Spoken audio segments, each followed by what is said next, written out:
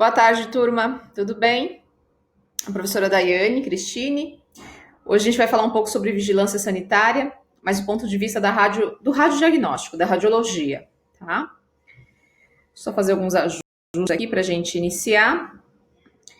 Essa aula a gente vai deixar disponível para vocês via Moodle. Deixa eu só me posicionar aqui. E junto dessa aula deixaremos também alguns links para que vocês possam complementar o estudo, tá bom? Essa mesma aula até o ano passado, essa mesma disciplina, né, ela iria abordar uma norma chamada Portaria 453. Porém, desde dezembro do ano passado, desde dezembro de 2019, a Portaria 453, uma importante norma na radiologia, ela foi alterada, foi revogada, ou seja, deixou de ter valor, né, federal, né, no âmbito federal, foi substituída pela Resolução 330, que é o tópico que a gente vai abordar hoje. A Resolução 330 é a nova Portaria 453. Então, possivelmente agora que vocês estão entrando, né, na radiologia de fato, vocês vão ouvir algumas pessoas ainda falando Portaria 453. Ah, porque a Portaria 453 fala sobre isso, a Portaria 453 explica isso. Mas é importante lembrar que a partir de dezembro do ano passado, a Portaria 453 ela está sendo substituída pela Resolução 330, tá? Tanto a Portaria 453 quanto a Resolução 330 são normas da Anvisa, tá? A Anvisa, Agência Nacional de Vigilância Sanitária, ela produziu a Portaria 453 em 1998 e agora, em 2019, produziu a Resolução 330. Então, as duas são da Anvisa, mas estão sendo substituídas, tá? Quando eu falo que está sendo substituída, é importante lembrar que, apesar da Portaria 453 ela não ter mais validade, né, enfim, foi substituída, mas as pessoas têm o período, né, os serviços de radiologia têm o período de 1 ano para atender as novas recomendações da norma, né, os novos requisitos dessa Resolução 330. Então, a Portaria 453 foi revogada, mas tem um prazo aí de 1 ano para todos os serviços se adequarem. Se for um serviço de radiologia novo, então, por exemplo, eu estou abrindo uma clínica agora de radiologia, me formei e vou abrir uma clínica. Essa clínica agora, no mês de abril, ela já vai seguir a Resolução 330, porque a 453 já foi revogada. Agora, um serviço que já está funcionando estava funcionando antes de dezembro de 2019, esse serviço vai continuar seguindo a Portaria 453, porém, ele já tem que fazer as substituições, se adaptar de acordo com a Resolução 330. Isso é importante entender para que vocês percebam que, apesar de vocês não estarem agora em ambiente de estágio, mas se estivesse em ambiente de estágio, você ia perceber a diferença entre serviços antigos e novos em relação ao cumprimento dessas normas. Bom, vamos começar. Quando a gente fala sobre radiação, né, claro que essa disciplina a gente foca na saúde, mas quando a gente começa a entrar na parte de radiodiagnóstico, terapia, a gente percebe que existem mitos. Esses mitos, geralmente por pessoas que não seguem, não conhecem radiologia como vocês estão conhecendo. Então, essas pessoas, elas ouvem falar e acabam se criando alguns mitos. Que quem trabalha em radiologia só trabalha uma vez por semana, o que em parte é verdade, a gente vai falar sobre isso. Que tem que usar um equipamento que protege, uma pecinha, que é o dosímetro, mas na verdade ele não protege, enfim. Então, existem vários mitos em radiologia. Isso até quando a gente já está trabalhando na área, tem várias informações assim que você fica perguntando, será que é verdade?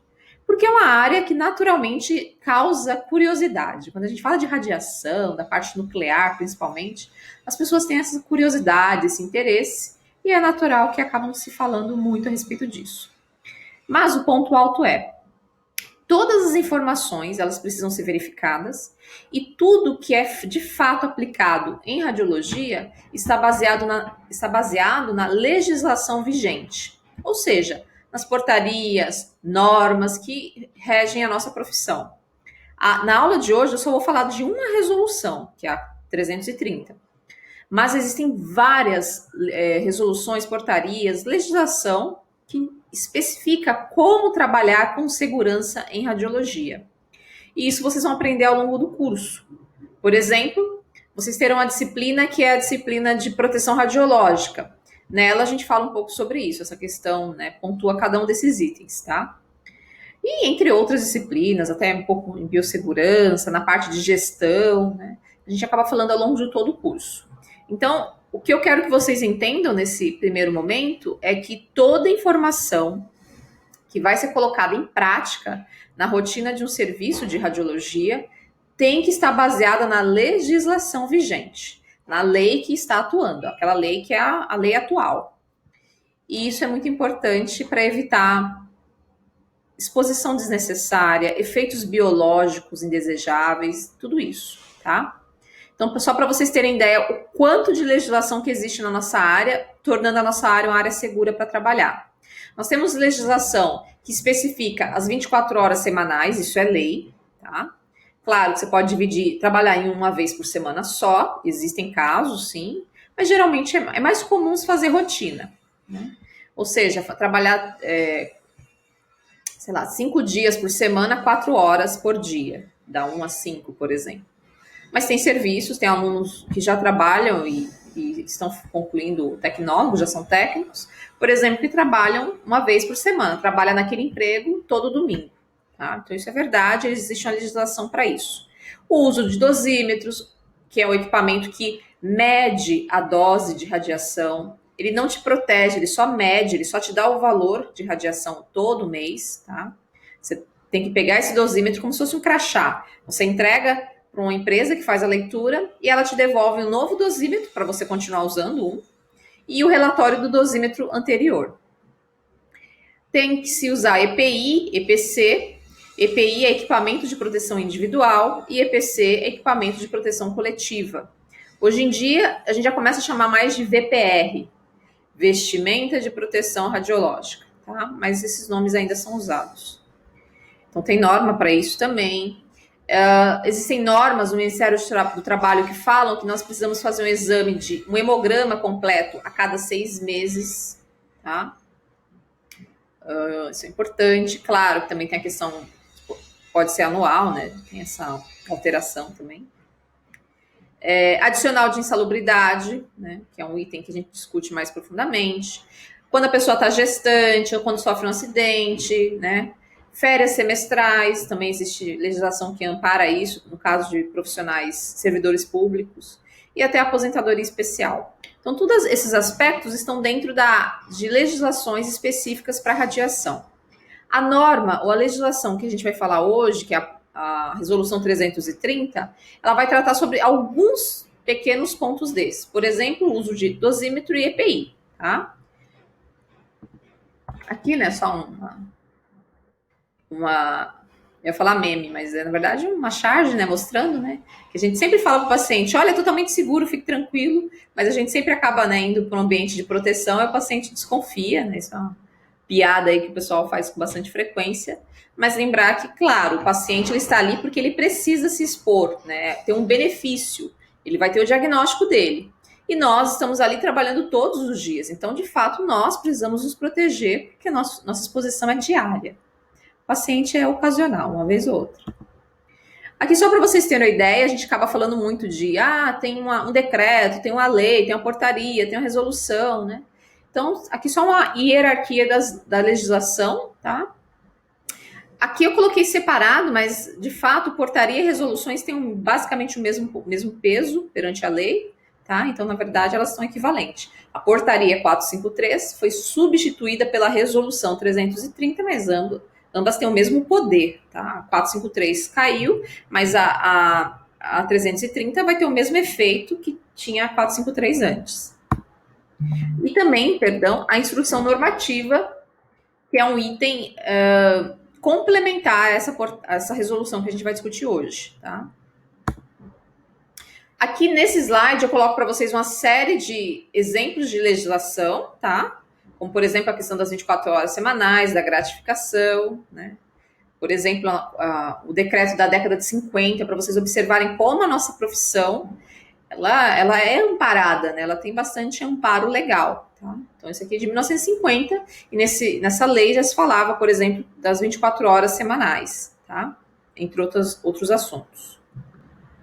Bom, aqui falando especificamente da portaria 453, que eu mencionei, né, no começo da aula. Essa portaria, ela foi elaborada, ela entrou em vigor em 1998. Desde então, ela tem regulamentado todos os serviços que trabalham com radiação ionizante, mas na área de radiodiagnóstico. Então, como, por exemplo, raio-x, mamografia, tomografia, quando a radiação é usada para fazer diagnóstico, para diagnosticar uma doença. Envolve também radiologia odontológica, né? Mas a parte de terapia, né? Por exemplo, medicina nuclear, que tem a parte de diagnóstico, a gente vai ver, mas especificamente tem a parte de terapia, né? Então acaba sendo regulamentada pela CENEM, que é a Comissão Nacional de Energia Nuclear. É um outro órgão nacional, federal, né? Que também tem poder de legislar. Aqui, quando a gente fala da portaria 453, a gente não está falando dessa Comissão Nacional de Energia Nuclear. Não foi ela que fez. A portaria 453, como eu já mencionei, ela foi elaborada pela Anvisa, Agência Nacional de Vigilância Sanitária, que também é um outro órgão que pode legislar, né? Pode criar leis, tá?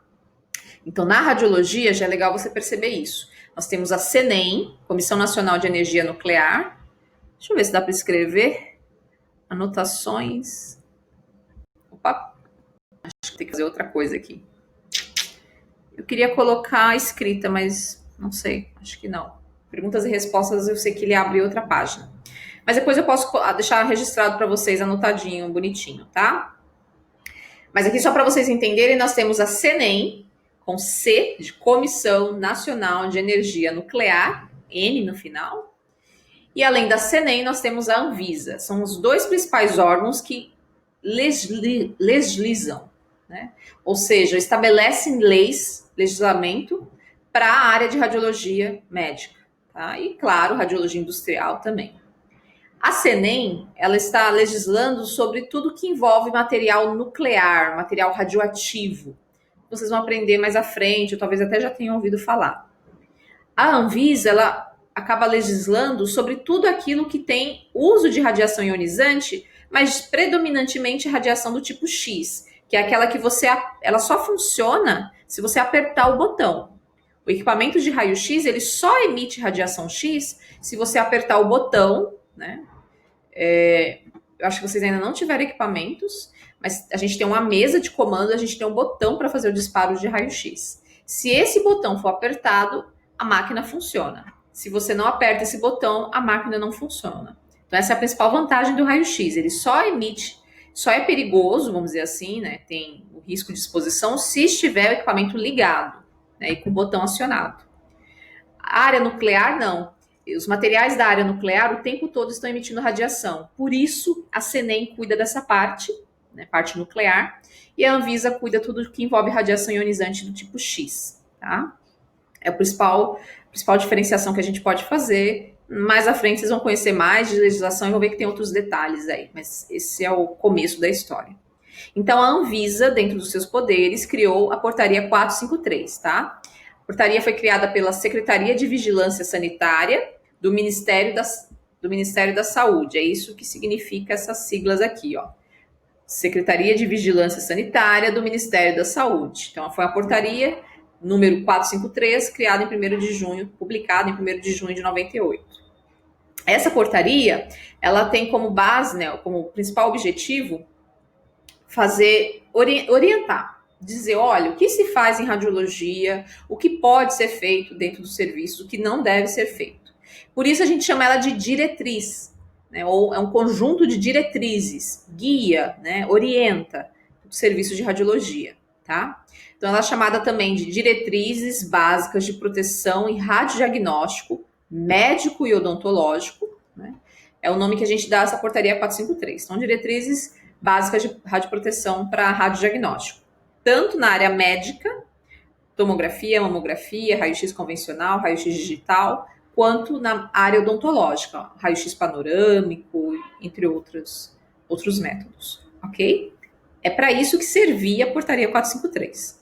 Então, se você fosse criar um serviço de, eu me formei e quero criar uma clínica, construir uma clínica de mamografia, você vai seguir as diretrizes, as informações da portaria 453. Isso até 2019, final de 2019. Quando foi a partir de dia 20, né, de dezembro de 2019, foi publicada, né,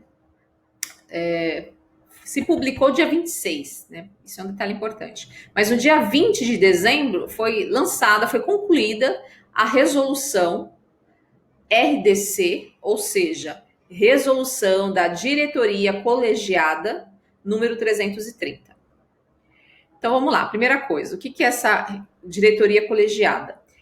Já falamos em aulas sobre a Lei 8.080, 8080, e acho que essa foi a principal lei que a gente discutiu naquela época, que existem grupos, né, de secretários, grupos de secretários estaduais, secretários municipais, secretaria, né, federal, e esses grupos de pessoas sentam e discutem assuntos. A diretoria colegiada da Anvisa é um grupo de diretores que discutiram, né, claro, de forma bem ampla, a gente vai ver como, e criaram, então, essa resolução RDC 330. Então, essa resolução ela foi assinada, foi aceita por esse grupo de colegiados, essa diretoria colegiada, esse grupo de profissionais altamente habilitados e que trabalham na vigilância sanitária. Bom, ela foi finalizada, né, avisada, olha, está concluída dia 20 de dezembro, mas saiu no Diário Oficial da União no dia 26.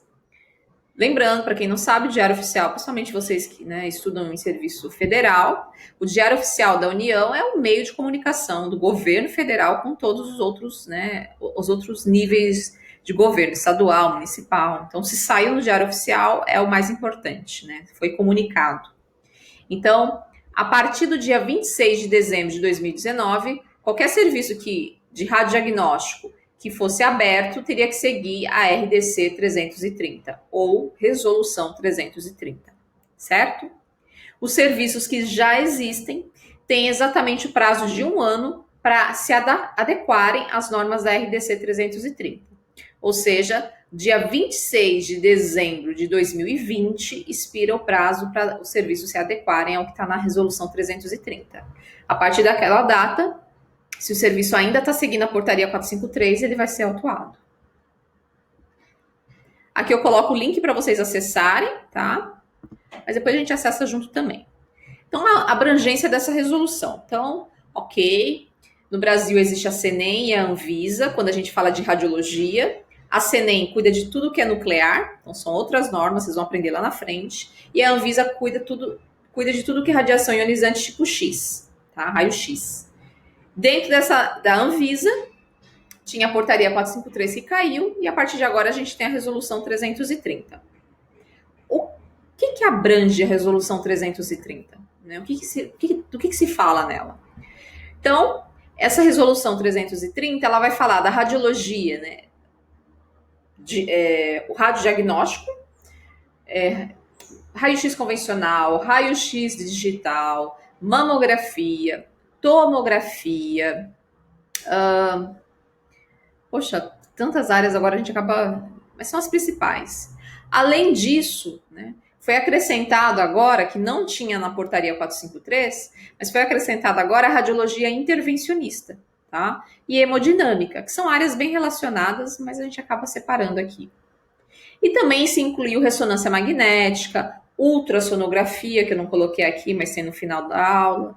Então, são áreas que não eram contempladas, não estavam dentro da portaria 453. Então, olha só que mudança importante essa resolução 330 permitiu. Incluiu radiologia intervencionista, só para quem não sabe o que é radiologia intervencionista, é aquele procedimento que, por exemplo, de cateterismo cardíaco. Você coloca, né, um catéter a partir da região do braço, esse catéter vai chegar até a região cardíaca para desobstruir alguma artéria. Isso a gente faz por meio de imagens radiológicas, né? As imagens vão guiando o médico. Isso é radiologia intervencionista, tá? E tem procedimentos de hemodinâmica que também está dentro dessa área, mas aí é um pouco mais amplo, né? Você tem angiografia, para você estudar qualquer artéria do corpo humano, né? Usando meios de contraste, também a gente já discutiu isso em sala, né? Então colocou uma área muito ampla dentro dessa resolução e essa área não era contemplada. Então isso é algo muito importante. A ressonância magnética o pessoal conhece um pouco mais. É aquele exame onde o paciente fica deitado, né? Ele deita numa mesa e essa mesa se desloca dentro de um tubo, né? E depois, no início do exame, esse tubo começa a fazer um ruído grande, né? E obtém imagens fantásticas do corpo humano, né? Por meio de campos magnéticos. Olha só que interessante. Na ressonância magnética, a gente não usa radiação X. Não usa. Porém, está dentro da resolução 330. Então, a portaria 453 era só realmente radiação ionizante, né? Aquela radiação capaz de causar danos, né? De ionizar o corpo. Quando a gente fala de ressonância magnética, que não usa radiação ionizante, ela entra na resolução 330. Por quê? Por que ela entra, já que não usa radiação ionizante e usa, sim, campos magnéticos?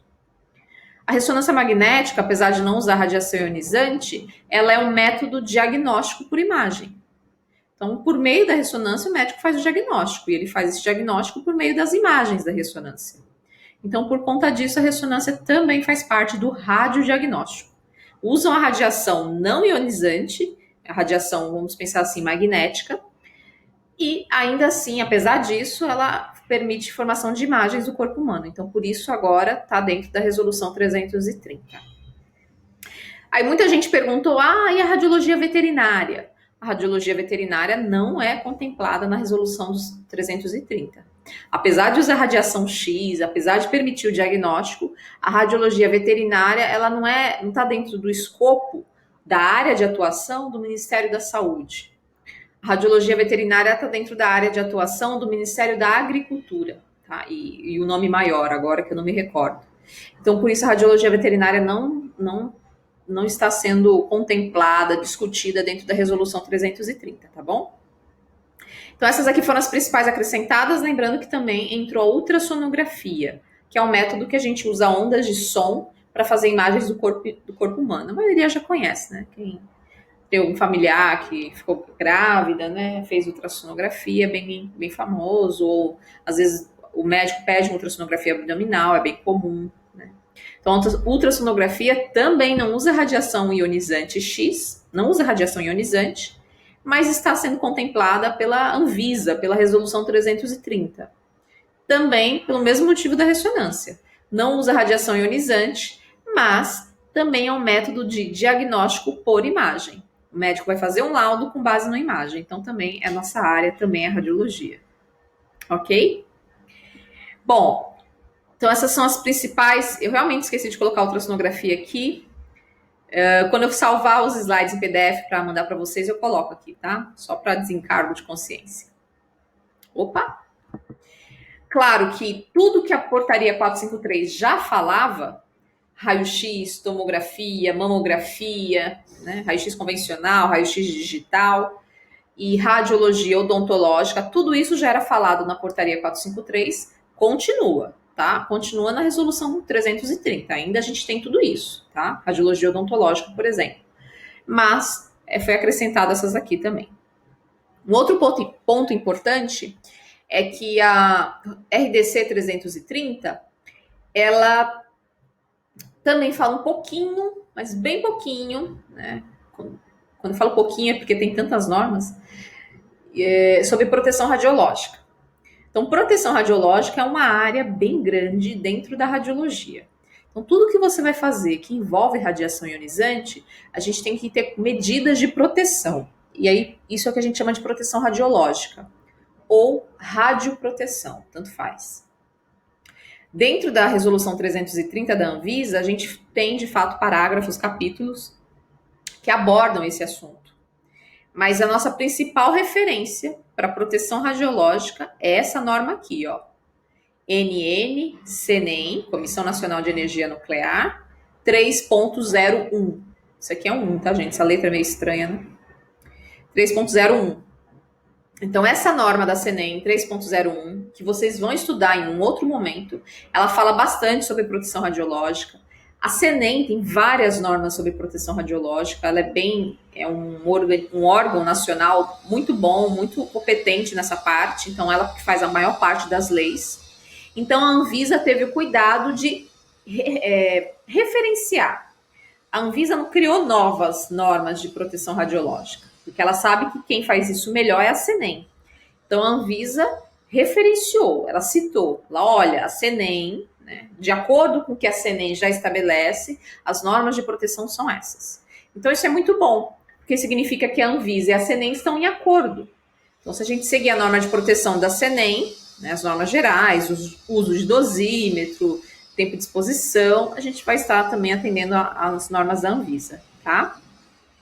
Mas, claro, se você trabalha com tomografia, você vai seguir a norma da Anvisa e dentro da norma da Anvisa já vai estar embutido ali as normas de proteção radiológica da CNEM, ok? Outra informação importante é empresa e trabalhador. Por que eu coloco essa relação?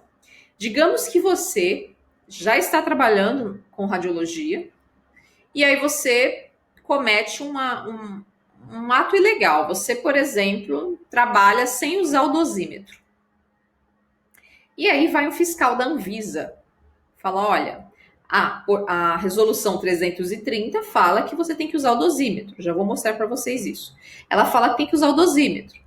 E aí o fiscal da Anvisa chegou e você está trabalhando sem o dosímetro, né, sem esse equipamento de proteção. E aí? Quem é que tem poder, de fato, ou melhor, né, nem quem tem poder, quem a Anvisa vai autuar? Ela vai cobrar isso do trabalhador, de você que não estava usando, ou a Anvisa irá cobrar isso do empregador, da empresa? Então, quando a gente fala de vigilância sanitária, ela não está fiscalizando o profissional da radiologia. A vigilância sanitária, a Anvisa, ela está fiscalizando o serviço, a empresa. Então, num caso como esse, que um indivíduo, um profissional estava infringindo a lei, mas ele não vai, a multa, vamos pensar assim, né? A cobrança não vai ser sobre o profissional. Não, a Anvisa vai querer informação ou vai autuar a empresa, tá? Aí você fala assim, que ótimo, então, né, não é comigo. Não, existem órgãos, no caso o Conselho Nacional Conselho Nacional de Técnicos e Tecnólogos em Radiologia, ele chama de CONTER, o nosso Conselho de Radiologia, ele que é responsável por cobrar também do profissional. E, claro, também da empresa. Né? Mas a empresa pode também mostrar que o profissional não está de acordo. Então, ela dá as medidas, dá orientação e o profissional que não quer usar. Então, o conselho de classe, né, ou seja, os conselhos para cada área profissional, eles que vão fiscalizar o trabalhador individualmente, tá? E a empresa também. Mas a Anvisa não vai ficar responsável por cobrar ou fiscalizar o trabalhador, e sim cobrar e fiscalizar a empresa de forma geral, tá? E quando eu falo empresa, precisa ter uma pessoa responsável por isso.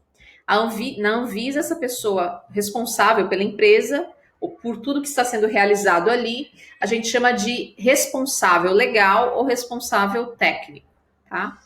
Quando fala esse responsável legal ou responsável técnico, geralmente é um médico, não é um técnico, não é um tecnólogo, não é um outro profissional, e sim um médico, né?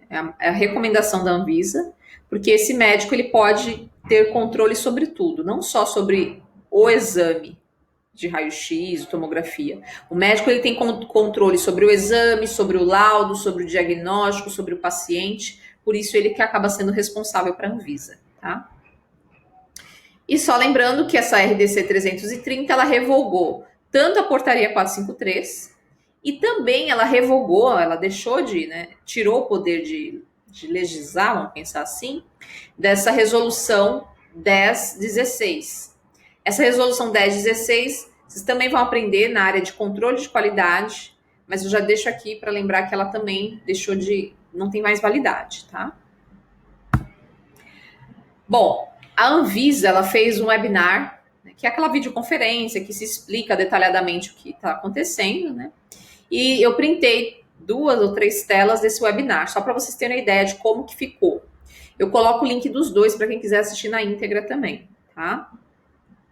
Então, nessa reunião online, eles especificaram, né, como que ficou essa RDC 330, tá? Então, ela vai ser composta aí por cinco capítulos.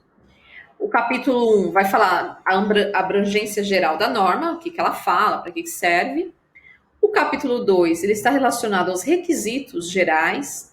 Então, fala sobre o que se espera da infraestrutura, daquele serviço, o que se espera da educação permanente dos profissionais, né, do tecnólogo, do técnico e de outros profissionais, os documentos relacionados àquela empresa, aquele serviço de radiodiagnóstico ou de radiologia intervencionista, né? Então, o que tem ali dentro, o que se espera, o que tem que fazer com essa documentação, por quanto tempo tem que guardar, o que fazer quando os equipamentos forem desativados. Então, eu não vou usar mais aquele tubo de raio-x. O que eu tenho que fazer? Né? Então, isso não tinha na portaria 453 e a resolução agora fala. E fala também de atribuições, a responsabilidade de cada trabalhador. Fala sobre programas de garantia de qualidade, que é um sistema para a gente garantir que sempre a qualidade daquele serviço vai se manter. Fala sobre o gerenciamento de tecnologias. Então, em radiologia, a gente sabe que a gente usa muita tecnologia. E agora a Anvisa colocou isso também na norma dela. Isso é muito bom. Enfim, e fala até sobre gerenciamento de riscos. A gente sabe que trabalhar com a radiação exige cuidado e proteção. Tem que ser profissional, saber o que está fazendo. E a Anvisa também dá dicas de como gerenciar qualquer risco. Na verdade, ela não dá dicas, né, gente? No caso, a resolução ela está estabelecendo o que fazer. Também fala sobre programa de proteção radiológica, tá? Observa, proteção radiológica, tudo que ela está falando vai estar de acordo com o que a CENEM já diz, tá? Então, elas estão alinhadas. Então, fala só sobre quais são os princípios de proteção radiológica, como medir e prevenir, como fazer o controle e como garantir o monitoramento, que é a medida, né? Quando a gente fica medindo as doses de radiação no serviço. No capítulo 3 vai falar sobre os serviços complementares, né? Por exemplo, agora a gente está falando bastante de hospitais de campanha, né? São esses hospitais criados aí no momento emergencial. Então, a Anvisa já contempla, né, isso no sentido, principalmente em serviços móveis. Por exemplo, quando entra em outubro, né, todo ano, em outubro, tem a campanha do Outubro Rosa, por conta do câncer de mama. Então, existem carretas, né, são carretas mesmo, que acabam, dentro delas, tem toda a estrutura adaptada, e ali dentro eles colocam um mamógrafo. Essa carreta viaja pelo Brasil e vai fazendo mamografia de pessoas, populações afastadas. Isso é um serviço suplementar. Então, agora, a Anvisa, na resolução 330, também dá algumas orientações sobre isso. O capítulo 4 vai falar das proibições e restrições do que não pode ser feito. E o capítulo 5 faz a finalização dessa resolução. Então, resolução 330, 5 capítulos, divididos basicamente em explicar o que é para aplicação, especificar, né, a parte de serviços, equipamentos, falar dos serviços complementares, informar o que é proibido, que não pode ser feito, e dar as disposições finais e transitórias. Quer dizer, para quando essa lei vai entrar em vigor, ou quando, o que ela deixa de, o que, por exemplo, ela está revogando, tá? Bom, aí eu mostro para vocês essa lei, eu baixei ela e disponibilizei aqui no meu... Enfim, não é Adobe, eu nem sei que programa é esse, mas enfim, é Adobe. No Adobe. Então, só para vocês terem uma ideia, ó, Ministério da Saúde, Agência Nacional de Vigilância Sanitária e a resolução da diretoria colegiada RDC 330 de dezembro de 2019, tá? E aqui o dia que de fato ela foi publicada no Diário Oficial da União. Bom, aí se vocês observarem, eu até já fiz algumas marcações, tá? O capítulo 1 que eu falei para vocês, né, que só vai falar para que serve essa lei, capítulo curtinho assim, né? Ele é dividido em subtópicos, mas ele acaba sendo mais curto que o capítulo 2, tá? Ainda dentro do capítulo 1, é importante que vocês observem, ó, que no último parágrafo único, ele fala que a parte sobre, ó, muitas coisas que vocês ainda não viram, mas, por exemplo, exposição médica, exposição ocupacional, que é a exposição do profissional da radiologia, limite de dose, tudo que tem a ver com proteção radiológica, principalmente aqui, ó, proteção radiológica, tudo isso, né, são critérios que são estabelecidos pela Comissão Nacional de Energia Nuclear. Então, ela cita na norma, mas ela fala claramente que tirou isso da CENEM, tá? O capítulo 2, ele tem várias seções, e dentro dessas seções a gente tem subseções, mas só para vocês observarem, eu destaquei os principais aqui, ó. Por exemplo, dentro do capítulo 2, né? Capítulo 2, a seção 1, né, que fala da organização. Aqui no artigo 5 fala serviços de radiologia diagnóstica, tomografia, ressonância, mamografia, raio-x, tudo. Ou serviços intervencionista, que, né, faz angiografia, cateterismo. Então, todos esses serviços devem implementar, no mínimo, os seguintes programas, além dos exigidos nas demais normas. Programa de garantia de qualidade, programa de educação permanente, para todos os profissionais. Então, olha só que interessante essa norma. Ela está dizendo o seguinte, que todo serviço que é contemplado por essa norma, raio-x convencional digital, tomografia, mamografia, ressonância magnética, ultrassonografia, intervencionista e odontológico, todos eles devem ter um programa de educação permanente, tá? Para todos os profissionais. O que vocês acham, né? O que seriam todos esses profissionais? Então, técnico e tecnólogo? Sim. Mas quando fala-se todos os profissionais, envolve até o pessoal que trabalha, por exemplo, no serviço de limpeza das salas de ressonância, das salas de raio-x. Então, esses profissionais, eles também são pessoas também que trabalham ali, então são profissionais e que estão no ambiente que tem seus riscos. Então, eles também devem ser treinados, orientados. Por exemplo, dentro de uma sala de ressonância magnética, não se pode entrar com objetos metálicos, porque dentro da sala tem um grande ímã, que é o equipamento, e ele atrai tudo que é metálico. Então, já ocorreu, infelizmente ainda ocorre, de o pessoal da limpeza entrar com enceradeira, e ali, na hora que entra na sala com a enceradeira ser fortemente atraída pelo equipamento de ressonância. Então, a Anvisa, na resolução 330, ela está dizendo, não pode. Todo profissional tem que ser treinado para que isso não ocorra. Isso envolve o profissional da limpeza. Então, todos eles são envolvidos nessa questão de treinamento, tá? Então, aqui só dando a visão geral, né, sobre as normas, tá? Aqui fala, ó, programa de educação para toda a equipe. Enfim, isso pode ser a parte prática, enfim. Fala também de documentos, né? Então, por exemplo, todo documento da empresa tem que ficar guardado, ó, por 5 anos. Porque a CENEM pode aplicar uma infração até no período de 5 anos. Passou de 5 anos, prescreveu, não tem mais valor. Por isso, a Anvisa, perdão. Por isso, a Anvisa, ela cobra que as empresas, né, os serviços de radiodiagnóstico mantenham esses documentos por 5 anos. Porque depois de 5 anos, né, ela não vai ter mais o poder de fazer uma fiscalização ou cobrar aquilo que já passou do período já prescreveu, né? Enfim, então, vou mandar esse arquivo para vocês, né, ou o link, né, vocês baixam, podem dar uma olhada. São 23 páginas de legislação. Já vi maiores, não ficou tão extenso assim. Bora continuar. Existem outras legislações que ainda funcionam, que ainda têm vigor e que também servem para radiologia. Aqui eu coloquei uma visão bem genérica, tá? É mais uma página do webinar. Aqui está o link da fonte embaixo. E quem deve seguir o regulamento? É o primeiro tópico relevante aqui para a gente, tá? Então, capítulo 1, artigo 2º, o artigo 2, vamos falar assim, né? Fala que a resolução se aplica tanto ao serviço privado, então a clínicas particulares, como também serviços públicos, né? E, claro, pessoas físicas ou jurídicas envolvendo civis ou militares, tá? Todos os que estiverem envolvidos com radiologia diagnóstica ou radiologia intervencionista, tá? Diagnóstica é um grupo bem grande, né, as principais modalidades, intervencionista, aquelas que eu já falei, tá?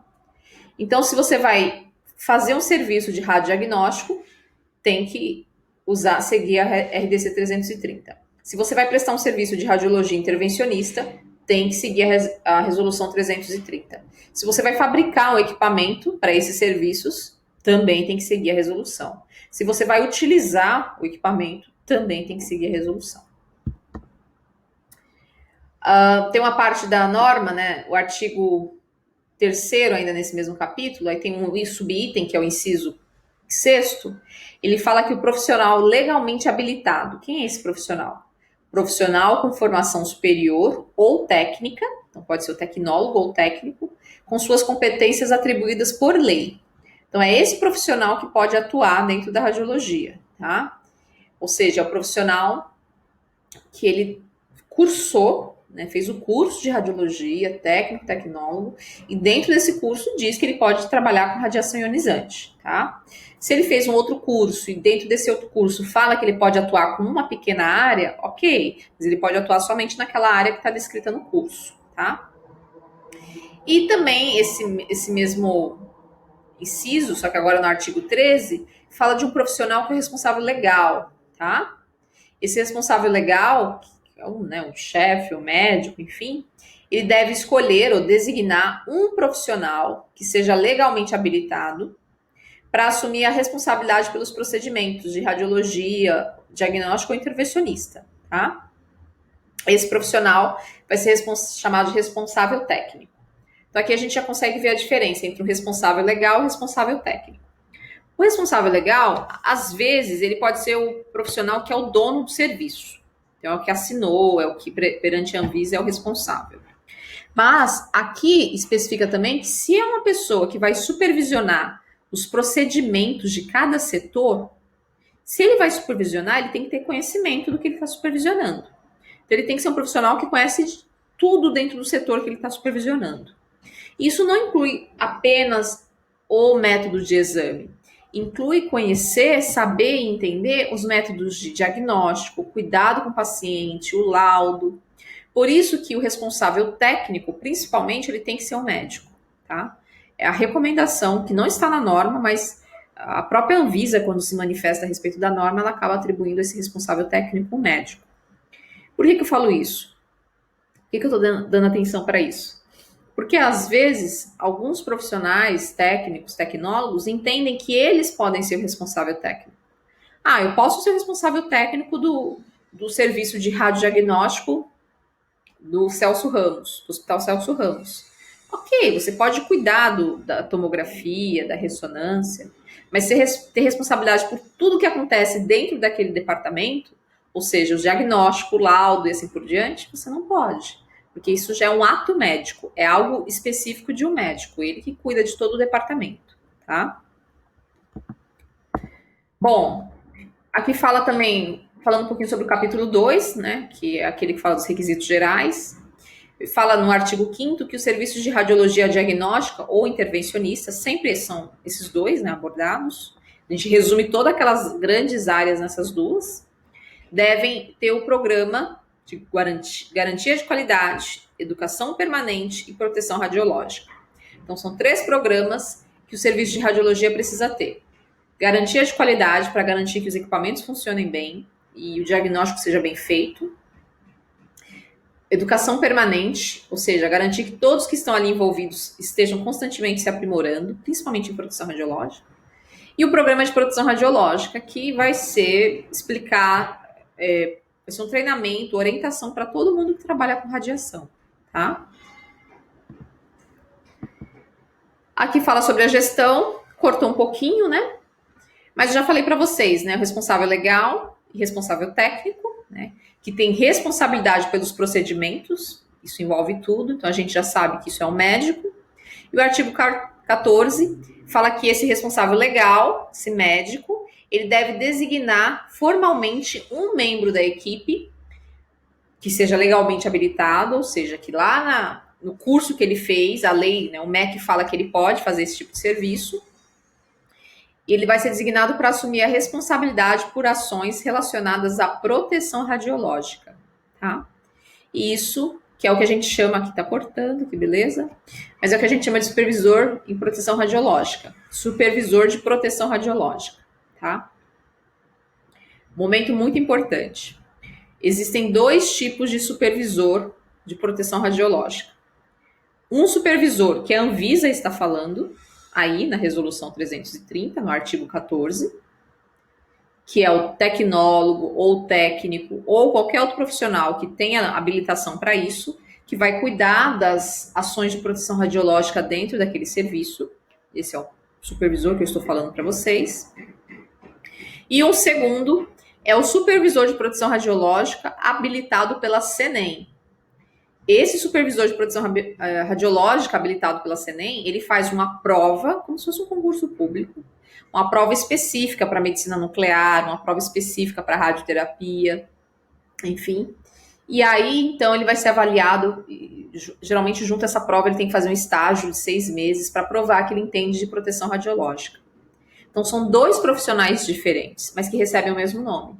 Então, se ele é supervisor da Anvisa, ele foi designado por um médico, que é o responsável legal, né, o responsável técnico, tanto faz aí no caso. Mas a norma fala que o responsável legal deve fazer isso, mas às vezes o responsável técnico designa também. Então, se ele é um supervisor de proteção radiológica, dentro de um serviço de tomografia, mamografia, ele foi designado por uma pessoa, e claro, ele é um profissional que tem noção de proteção radiológica. Isso é a visão da Anvisa. Agora, se eu falo, eu sou um supervisor de proteção radiológica pela CNEM, significa que ele fez uma prova, fez todo um treinamento, 6 meses, é um processo mais complexo. Porque nessas áreas da CNEM, medicina nuclear, radioterapia, o processo é muito mais complexo, tá?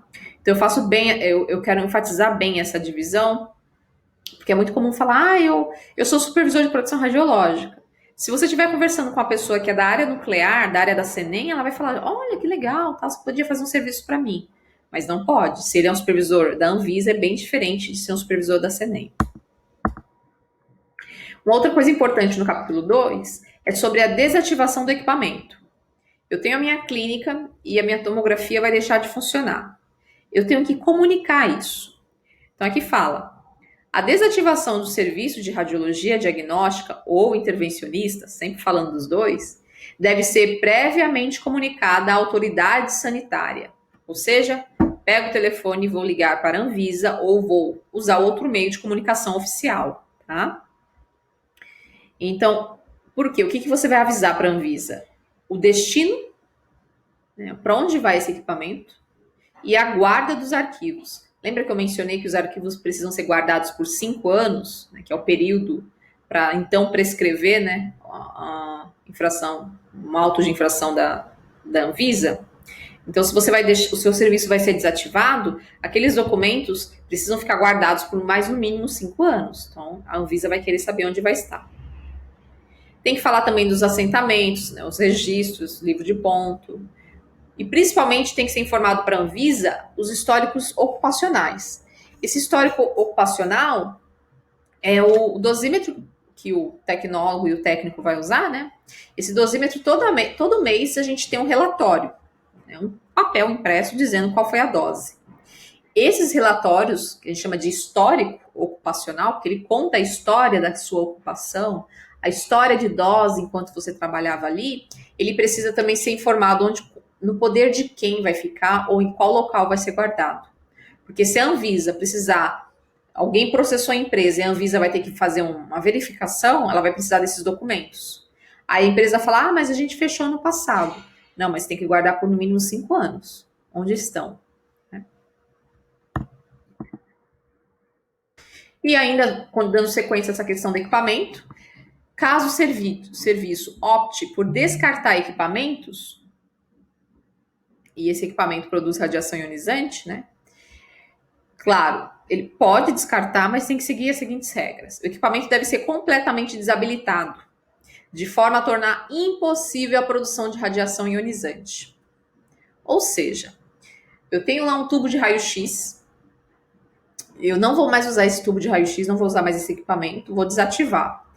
Eu tenho que desativar ele, mas não simplesmente desligar a tomada e deixar dentro da sala, porque alguém pode entrar, ligar a tomada e disparar. Eu tenho que desativar ele e garantir que ninguém vai produzir radiação ionizante usando ele. Então eu tenho que desmontar, desconectar, tirar a fiação. Então tem que fazer um descarte correto. E quando eu falo do equipamento, né, vocês já devem ter visto lá as salas de exame, eu acho.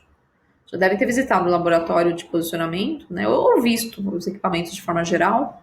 Senão a gente faz isso quando retornar.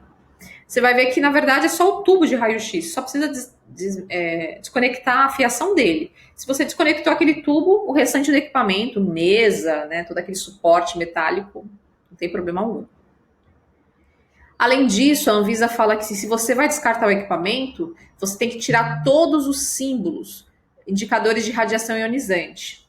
Então, isso é importante, porque tem serviços que tem dentro, perto lá, como se fosse perto do tubo de raio-x, tem um adesivo grudado, indicando que é um material que emite radiação ionizante.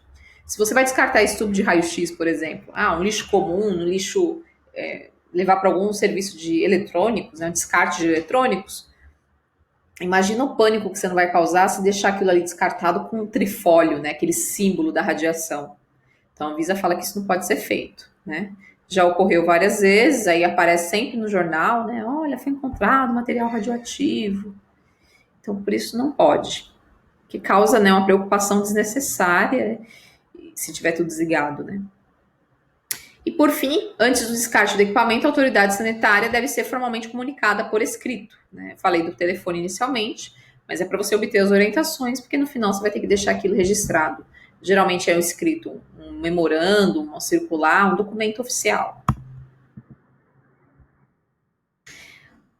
O artigo 2, que é o mais extenso, ele fala sobre também, no artigo 40, capítulo 2, no artigo 41, fala sobre o gerenciamento de riscos, tá? Então, basicamente, é falar sobre falhas de equipamentos e erros humanos.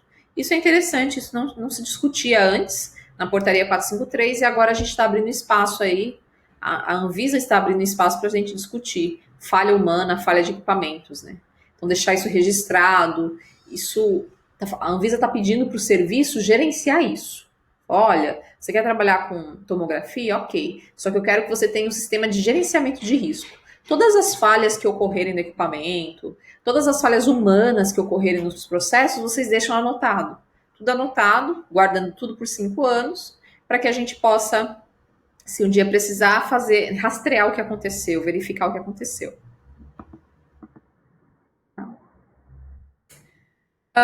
Aqui são os princípios de proteção radiológica, a gente ainda não trabalhou isso, mas são 3, só para você já ouvir falar, né? Tudo que você vai fazer envolvendo radiação ionizante, a gente se baseia em 3 princípios. Tem que ser justificável, tem que realmente precisar ser feito. O médico não pode pedir uma radiografia de tórax se aquela radiografia não vai ajudar em nada no diagnóstico, não tem justificativa para fazer o exame. Então, todo exame tem que ter uma justificativa, ele tem que ser realmente necessário. O outro princípio é da otimização, é o segundo. Ou seja, se você realmente, o médico vai pedir o exame, então é justificável, tem que fazer, ok. Mas tem que fazer da melhor forma, da forma mais ótima, otimização, né? Da melhor forma possível. Então, usar equipamentos de proteção, evitar repetir o exame, usar a dose mais baixa possível. E o outro princípio, né, eu falei que são 3, da CNEM, é o princípio de limitação da dose. Ou seja, todo profissional ele tem um limite de dose. Por ano, você pode receber até um valor específico de dose. Isso você vai saber se recebeu ou não por meio do seu dosímetro. Aí, a Anvisa ela coloca um 4º princípio, que é o de prevenção de acidentes. Esse princípio de prevenção de acidentes, ele não está na norma da CNEM, porque prevenção de acidentes pode ser para qualquer área, não é só para proteção radiológica. Pode ser prevenção de acidentes para a área biológica, para a área epidemiológica, enfim. Então, é um princípio a mais, que também é importante para a radiação, e por isso a Anvisa colocou aqui. Bom, a Anvisa também fala nessa resolução sobre medidas de proteção radiológica, sempre seguindo o que está na CNEM. Então, olha só que interessante. Vocês já devem saber que toda sala de exame tem que ter uma blindagem. Ou seja, ela é construída com alvenaria, né, paredes, cimento, tijolos, cimentos, mas nessa alvenaria tem um reforço estrutural. ou material de chumbo, ou uma argamassa baritada, para deixar essa alvenaria mais forte e fazer com que ela atenue, né? Ela diminua a quantidade de radiação que vai chegar do lado de fora. Então a resolução também fala isso, que são as barreiras físicas e a blindagem, tá? Além disso, ela fala também sobre usar a sinalização. Na resolução fala que toda sala de radiologia, vou mostrar aqui para vocês, toda sala de radiologia ela precisa ter sinalização. Artigo 24, artigo 51, né? Aí, ó, seção 4, Programa de Proteção Radiológica, subseção 1, aí a gente desce. Olha só que interessante. Por exemplo, fala aqui o artigo 47. Menores de 18 anos não podem trabalhar com raio-x, tá? Então, primeira coisa, você, por exemplo, não vai poder fazer estágio se tiver menos de 18 anos. Tem que esperar completar, tá? Artigo 51 fala, ó, as salas onde se realizam procedimentos radiológicos, né, diagnóstico ou intervencionista, devem possuir barreiras físicas, aqui, ó, blindagem, ter acesso exclusivo ao profissional, tá? Então não pode ficar aberta as portas abertas para qualquer um entrar, né? E tem que ter, ó, sinalização luminosa vermelha. Então, observe que é bem específico. Aquela luz vermelha que fica do lado externo da sala, ela tá na norma tanto na portaria 453 já estava, quanto na resolução 330, tá? E essa luz vermelha não é de enfeite. Toda vez que a gente dispara o botão na mesa de comando, essa luz vermelha acende, isso indicando que a porta, por exemplo, não deve ser aberta, porque está sendo emitida a radiação naquele momento. E também tem que ter a sinalização luminosa, né? Quer dizer, essa sinalização luminosa, essa lâmpada vermelha na parte externa, tem que estar acompanhada do símbolo internacional da radiação ionizante, que é o trifólio, aquele símbolo clássico, que eu acho que nessa altura você já abordou no seu jaleco, ou ainda não, mas é o símbolo internacional da radiação. Onde você for no mundo e tiver aquele símbolo oficial, significa que tem radiação ali. Então, junto desse símbolo, tem frases escritas, né? Raio-X, entrada restrita. Então, isso aqui tem que ser seguido. Você não pode falar assim, eu vou fazer uma placa para mim. Na minha sala de exame, eu vou colocar raio-X, não entre. Não. Raio-X, entrada restrita, tá? Ou raio-X, entrada proibida a pessoas não autorizadas. E ainda, outra opção, quando a luz vermelha estiver acesa, a entrada é proibida, tá? Então, essas informações precisam estar claras junto dessa luz vermelha. E assim por diante. Vocês podem ler aqui com mais calma. Vamos voltar lá para a gente concluir. Aqui, exemplos de barreiras físicas que eu falo. Isso aqui a gente chama de planta baixa. É um planejamento, né? Um esquema, né? Uma planta baixa. É um desenho que mostra a estrutura de alvenaria daquele ambiente, tá? Então aqui, ó, esse é o trifólio que eu falei para vocês. Isso aqui ele só tá desenhado, né? Não tá pintado. Aqui representando equipamento, a mesa de exame. Aqui possivelmente a mesa de comando. Então tá mostrando as portas, né? Aqui a porta de acesso, aqui é o corredor interno do hospital, né? Aqui é o banheiro onde o paciente se troca. Então tudo isso aqui tem que estar com blindagem. Ou seja, as paredes vão possuir um reforço aqui, né? Ou concreto, ou chumbo, lâmina de chumbo dentro das paredes, né? Ou argamassa com barita, né? Com bário, tá? Que são exemplos, ó. Esse vidro, ele é um vidro que tem na sua fabricação não apenas areia, ele é um vidro que também tem chumbo, por isso que ele fica com esse tom mais amarelado, tá? Aqui tá um pouco verde, mas é por causa da pintura. Ele geralmente tem um aspecto amarelado. É obrigatório que seja um vidro com chumbo. E aqui as portas, né, geralmente são reforçadas, geralmente não, são reforçadas, é obrigatório, tá na norma da Anvisa, da Senem. Essas portas são reforçadas. E aqui o sinal luminoso, tá?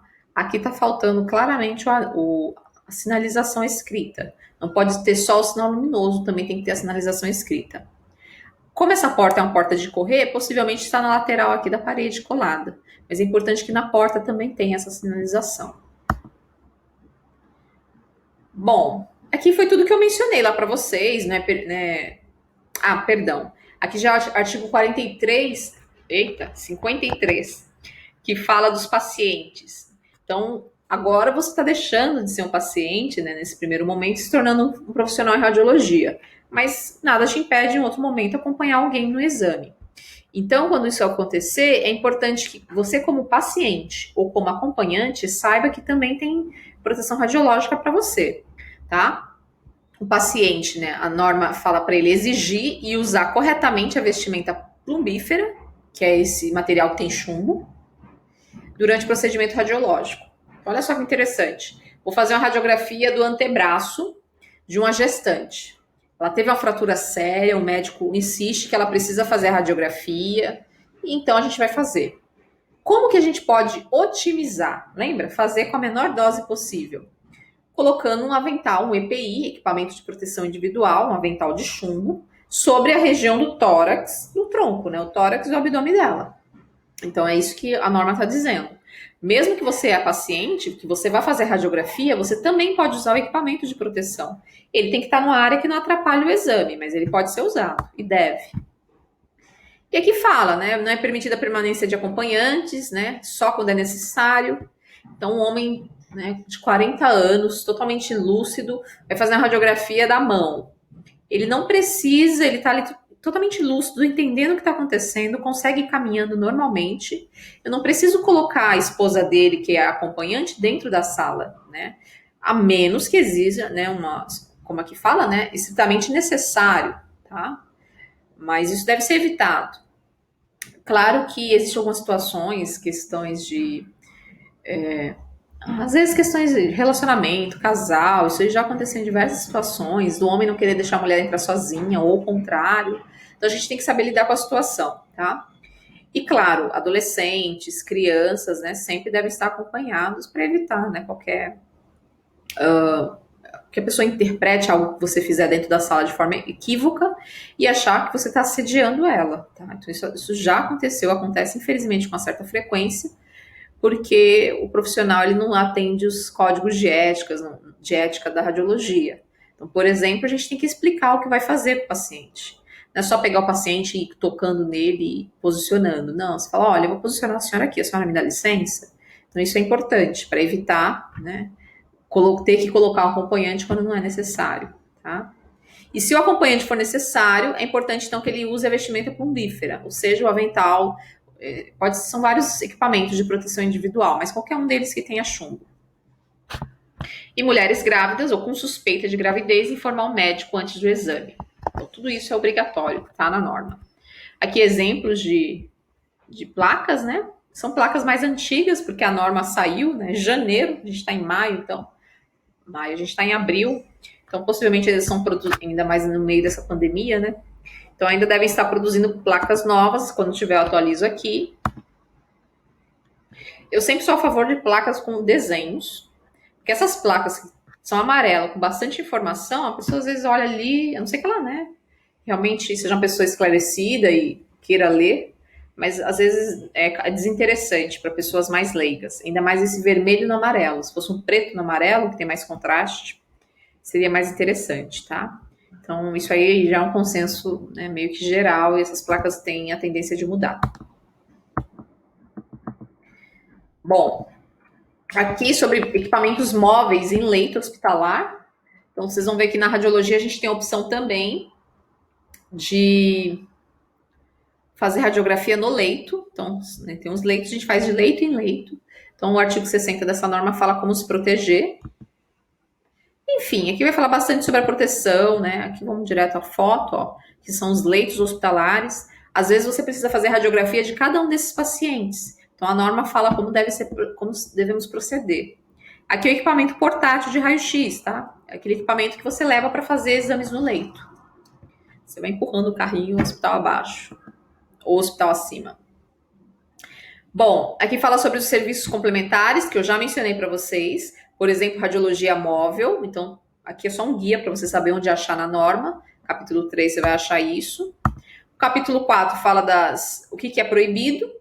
Então, olha só que interessante. O artigo 79 da RDC 330 fala que é proibida a exposição deliberada dos raios-x de humanos aos raios-x. Então, fala assim, gente, quem quer fazer uma radiografia agora? né? Você vai lá e chama alguém. Isso não pode. Essa radiografia ela tem que ter, lembra, justificativa médica. É o médico que vai pedir esse exame. Para ele pedir, solicitar esse exame, tem que ter motivo médico também. Principalmente quando você vai fazer demonstração, né? Fala, vem cá, vou fazer uma demonstração de como funciona o raio-x. A norma diz que não pode, tá? E aí a gente tem, né, fica um pouco assim porque não está abordando a parte de educação, né? Mas educação, se você, na parte de ensino, você vai expor um aluno, é uma questão que a gente tem que pensar duas vezes, tá?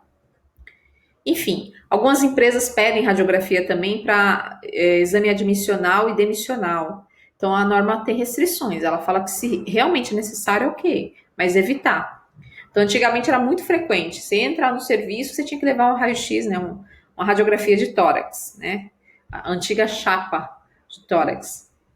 Mas isso, a Anvisa, ela tem restrições. Ela fala que se realmente, né, se for útil para a saúde, para alguma questão ali, ok, mas se não,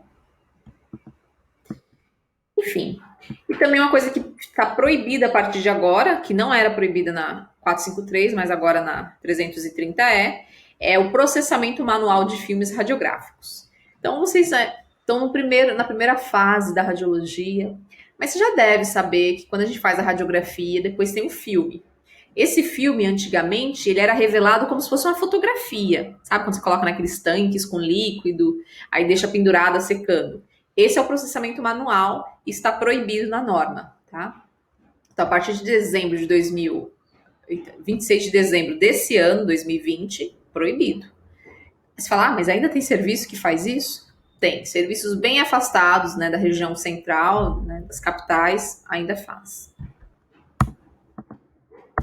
E o capítulo 5 fala que tem 12 meses para essa norma entrar em vigor e fala que foi revogado. Foi revogada a portaria 453 e a resolução da Anvisa 1016. Essas duas caíram, agora o que vai valer daí para frente é a RDC 330, certo? E para finalizar, a resolução 330, eu falei para vocês que ela fala de radiologia, de mamografia, tomo, raio-x, enfim.